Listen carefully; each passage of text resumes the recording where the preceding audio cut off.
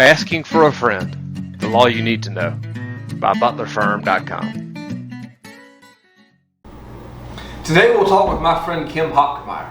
I've known Kim for a long time. We were in law school together, and she's married to a good friend of mine.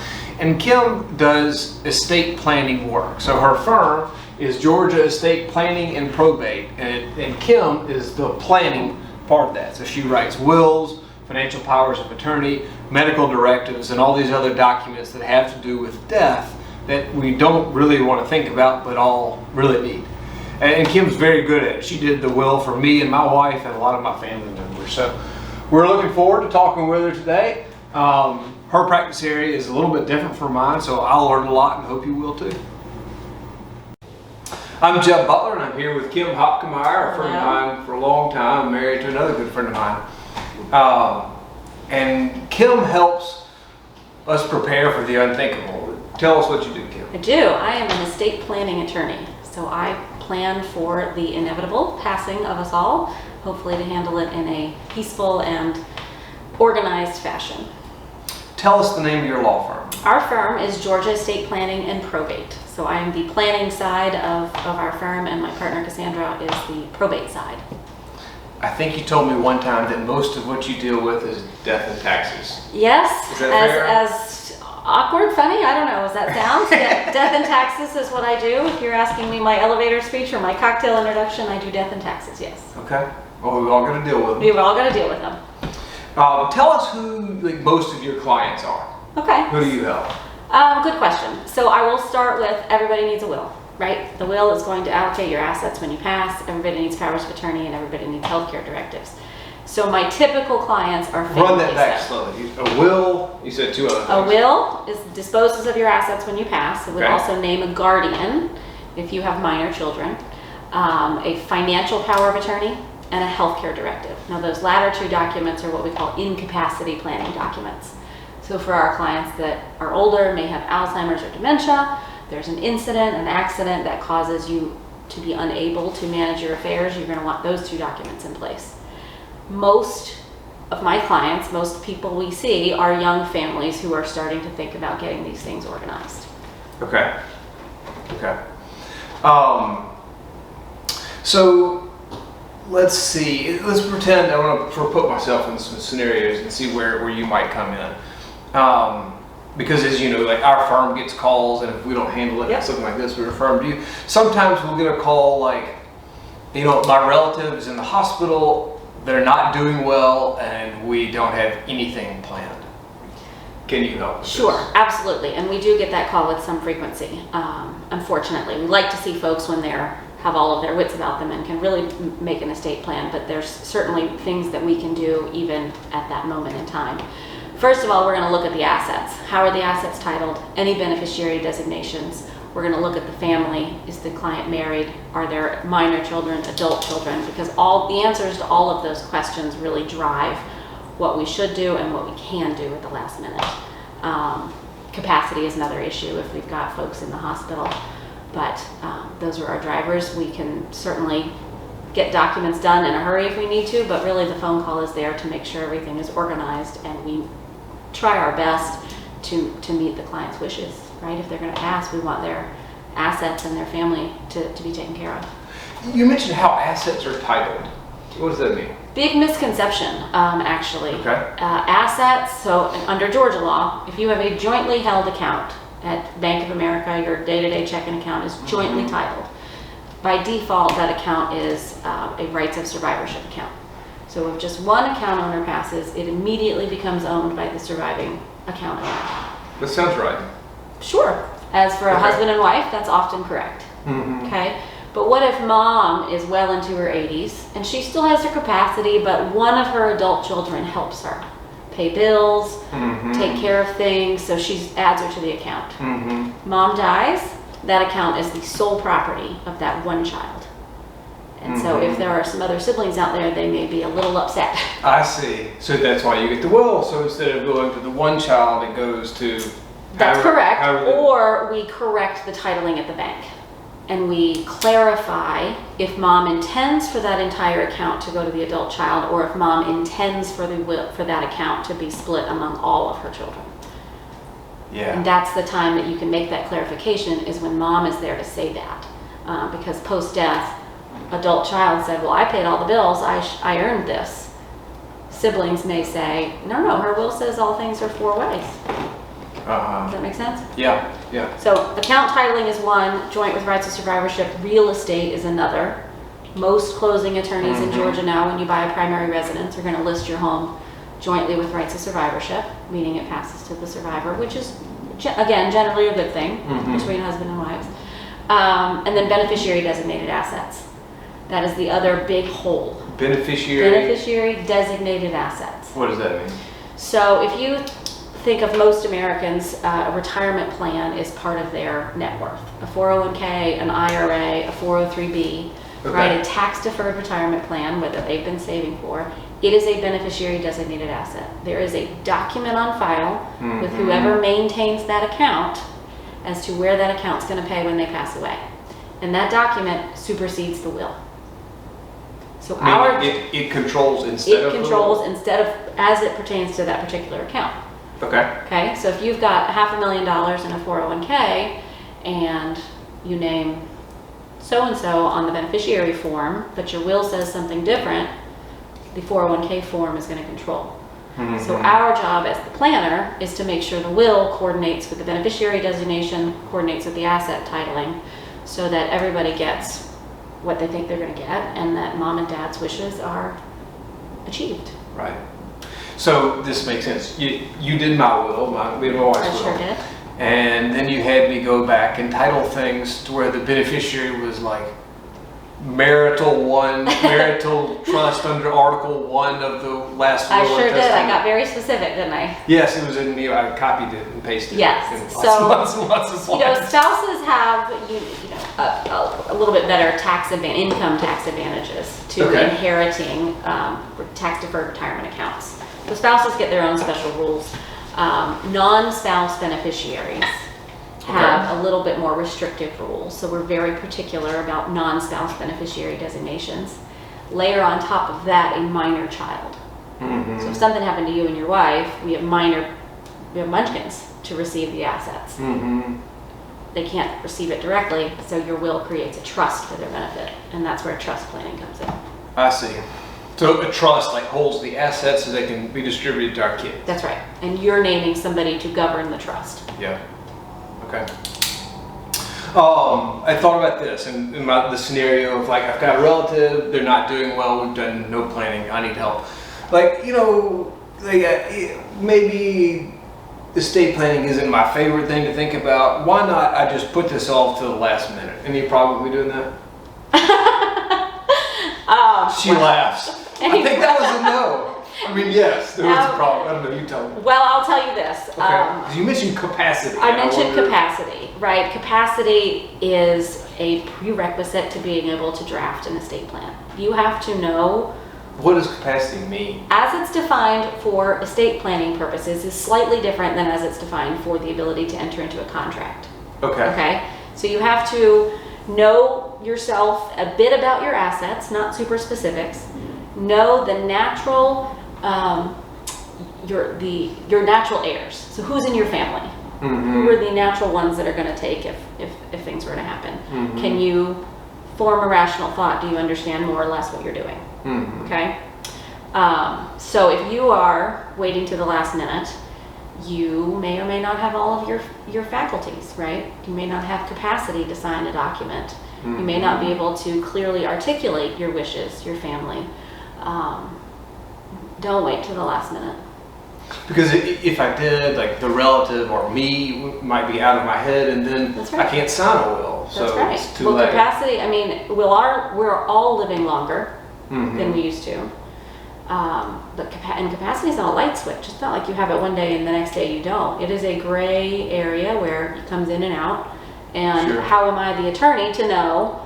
It's my job to analyze whether or not you have capacity or whether or not this ne'er-do-well is whispering in your ear when you are most at risk for being influenced in a manner that you're not necessarily intending to be. The other, maybe more practical thing is sometimes we have difficulty getting into hospitals. right? So if you were Because of in the COVID. hospital, COVID locked us out. Yeah. We do a fair number of signings for folks that are in the hospital because that, like you said, is something when people think about dying. Yeah. The nurses are not real keen on serving as witnesses to these documents. So planning ahead is That's right. it's a gift to your family. I mean, that's the way you got to think about it. How about this, Kim? Like I'm feeling cheap today. I think what I'm going to do is I'm just going to write down what I want to happen with my money on this legal pad, sign it, and put it in a safe. Then I don't need to hire you, right? It is just as good as firewood. Okay, tell me why. Because Georgia law says that your will must be, it cannot be handwritten. Okay. It has to be signed by you in the presence of 2 independent witnesses. Okay. Okay? It should also be self-proved, which means you have a notary attest to the fact that the testator signed it in the presence of 2 witnesses. And that everybody was over the age of 14. And that you were of sound mind at the time you signed your will. And if I did it on my own, I would have basically 0 chance of making all my accounts and the titling of assets coordinate Correct. with it. Plus you're going to miss some pretty significant, Georgia is a relatively nice state to pass away in. Again, that goes back to death and taxes. Who says that? Good. I do. It's great, Kim. Georgia's a relatively nice state to pass away. Okay. Our probate process is generally considered to be one of the friendliest and simplest in the country. Okay.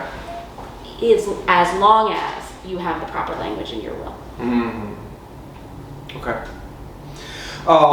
Another scenario, my wife and I are about to leave town. We're going down to Mexico. We're going to have us a good time.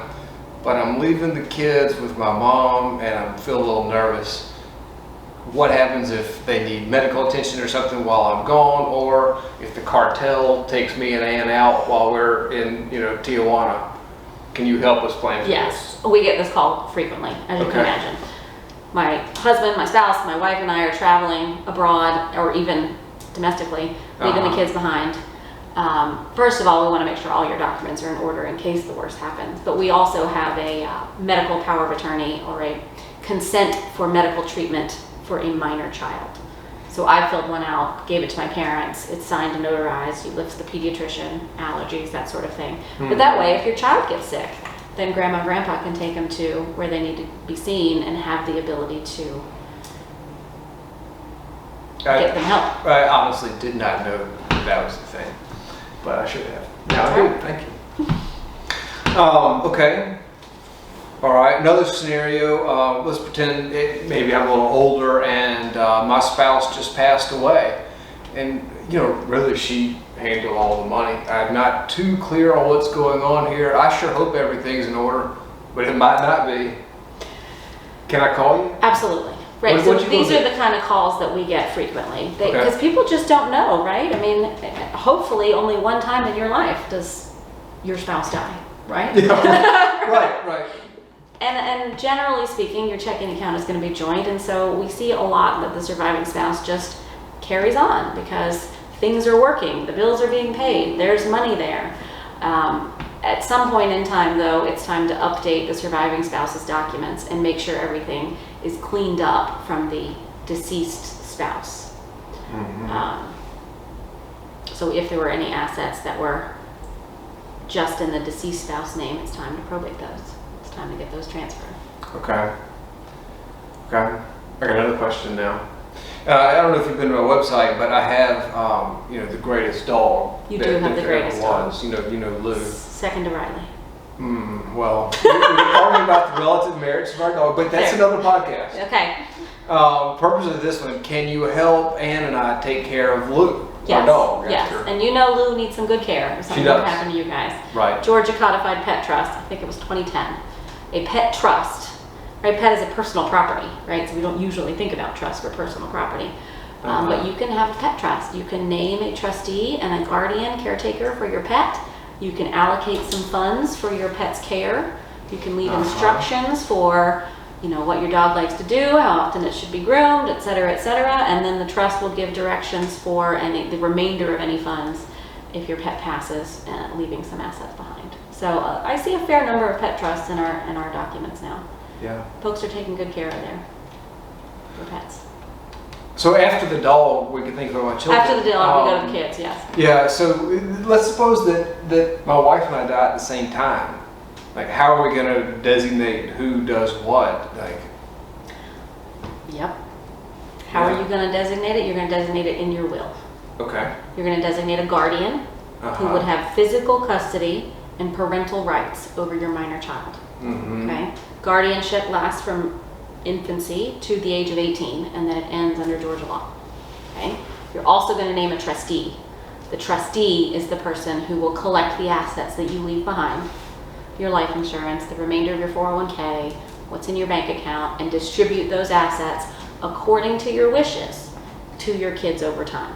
Mm-hmm. Our general distribution standard is health of the child, education of the child, maintenance and support of the child, whatever it means to maintain and support your child in his or her accustomed manner of living. Okay. But you can be really specific with that if you'd like. I have a lot of parents who are really detailed with what their kid should receive over time, what schools they should go to, summer camps, travel. And then I have other clients who say, you know, my guardian, my trustee, they know us very well, they know the type of parents we are, they know what we expect from our kids, so I trust them. Okay. Can guardian, trustee, can they be the same person? Should They they be? can. Quite often they are. Okay. If they're not, I would like there to be a good, specific, articulated reason for that, and they need to get along well together. Because if you think about it, you've got a minor child living in the home of a guardian, you've got the trustee managing the money, they need to be able to coordinate pretty well. Yeah. Okay. Got two more things I wanted to ask you about. I heard that the government is going to try to take all this money. As soon as I die, or the person I want you to write a will for dies. Can you help me out with that? We can help out with that. So we do have Okay. a significant number of clients. Higher net worth clients is really how we're defining them. We are in a very taxpayer-friendly environment as far as estate taxes go. So estate taxes are death taxes. Okay. Those which are assessed at death by the IRS. Okay. Mhm. The state of Georgia does not have a death tax, so don't worry about Georgia. We're only worried about the IRS, and at this moment in time, we are only worried about the IRS taking a piece of your estate if your net worth is over 12 million Okay. per person. Oh. So for a married couple, your net worth has to exceed 24 million before you become a taxable client. Okay. Okay? It's portable between spouses, meaning it doesn't matter which spouse has the assets and who dies first. But here's the big asterisk, the big star. The estate tax exemption is what we call it, is something that our folks in Washington play political football with, right? Okay. It's right. Every election you hear it brought up. Yeah. The Republicans want a higher exemption, the Dems want a lower exemption, right? It just goes back and forth. The exemptions that. The exemption is that $12 million threshold. The way the tax code is currently written, as of 12/31/2025, the exemption will be cut in half. It's a sunset provision back to the 2010 law, indexed for inflation. Okay? The 2010 law was $5 million. Indexed to inflation. So as of 1/1/2026, we'll be looking at a roughly $6.5 million exemption per person, so 13 or so for a married couple. So if you're looking at a net worth that exceeds that 12 million, you need to be doing planning in the next few years. Oh, so you could plan earlier and then get locked in Yes. to the better rate. I don't have to die before the law changes. No, please, no, we're not encouraging that at all. It's just for relevance. Yes, it is a use it or lose it exemption. So right now you have the ability to use your estate tax exemptions called unified credit before it goes away in 2026. Okay. So there's a significant number. But you can still live past 2026. And you can still live past 2026 with the assets Okay. still not far away. Okay. Last question, our topic. All right, what happens if I do none of this? I die without a will. Who's in charge then? The state of Georgia. The state of Georgia has written a number of laws, a number of statutes as to where your assets will go if you don't have a will. Do I have any control over that? No, not unless you write a will.